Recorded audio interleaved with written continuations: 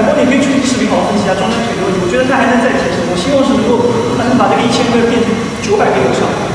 近日，民间顶级射手、前 CBA 球员庄战在投篮实验室进行了1000颗3分的投篮挑战，最终命中率达到了可观的85%。但网友们一直好奇的是，为何庄战在投篮发力中会出现右腿频繁晃动的情况？此问题在本人所做的线下矫正案例中是比较常见的。本期视频就针对此问题进行解读并提供优化建议。我们先观察庄战的投篮发力，在发力阶段他的右脚更多偏向大脚趾球单点支撑，脚下蹬地时足弓塌陷，难以利用到足弓的支撑与快速的弹性。他用膝关节的大幅度内扣来借力代偿，相当于进行了2次蓄力，下肢发力的行程变得更长，速度也更慢。更重要的是，膝关节与脚尖发力不同向，膝关节承受较大的剪切力，长期来看会埋下一些伤病隐患。我们再例举2个优质案例，布克与库里，他们在蓄力时都用到了下肢的整体内收内旋。在发力阶段，我们重点观察他们的右脚的大脚趾球与小脚趾球2点支撑，脚跟上抬，